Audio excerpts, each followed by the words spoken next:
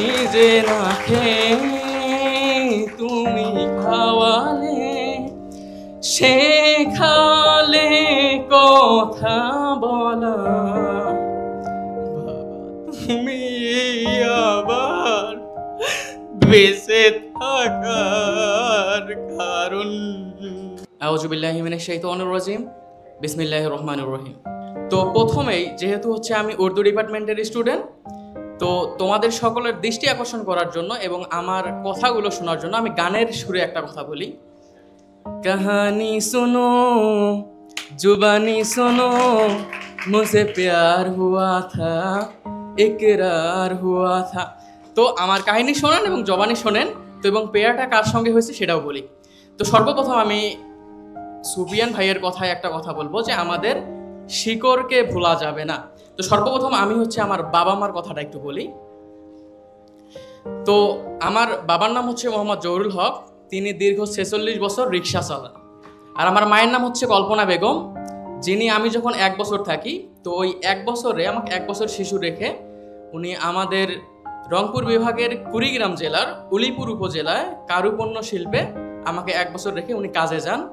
দীর্ঘ আমার বয়স হচ্ছে 19, তিনি দীর্ঘ 18 বছর ধরে এখনও যাবত উনি সেইখানে কাজ করে যাচ্ছেন। তো প্রত্যেকটা মানুষের সফলতার পিছনে 3 জন মানুষের হাত থাকে। একজন হচ্ছে বাবা, মা এবং শিক্ষক।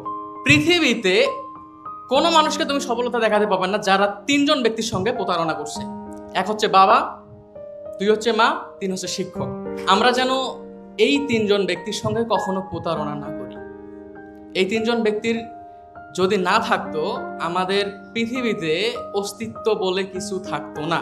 ঢাকা ইউনিভার্সিটিতে আসা আমার যে স্বপ্নের, যে যার সঙ্গে আমার পেয়ার হয়েছে বা প্রেম হয়েছে, তো সেই প্রেমিকার কাছে আমার যে আসার একমাত্র হচ্ছে অবলম্বন হচ্ছে আমার মা বাবা এবং আমার একজন শিক্ষক।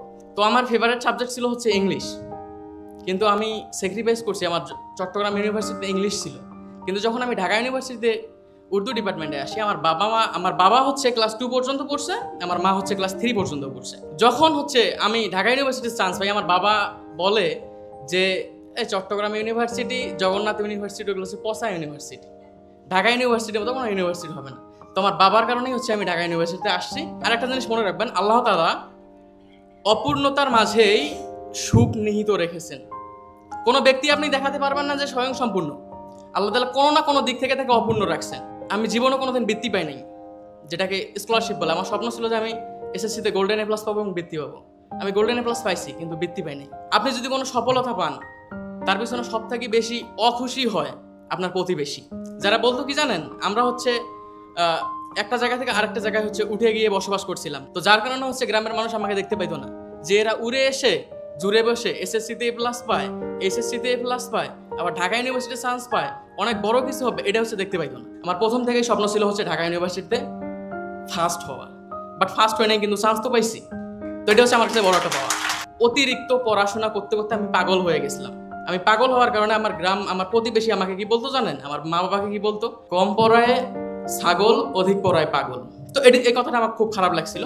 তো যখন এই অসুস্থ থেকে বেরিয়ে এসে আমি হচ্ছে এসএসসিতে হচ্ছে আপনার বোর্ড স্ট্যান্ড করি, দিনাজপুর বোর্ডে বোর্ড স্ট্যান্ড করি। আমি গানের ভাষায় আমার বাবাকে নিয়ে একটা কথা বলতাম, যদি হচ্ছে অনুমতি আমি যদি পাই। আঙুলে আঙুল ছুঁয়ে শেখালে তুমি জীবনের পথ চলা, নিজে না খেয়ে তুমি খাওয়ালে, শেখালে কথা বলা, বাবা তুমি আবার বেঁচে থাকার কারণ।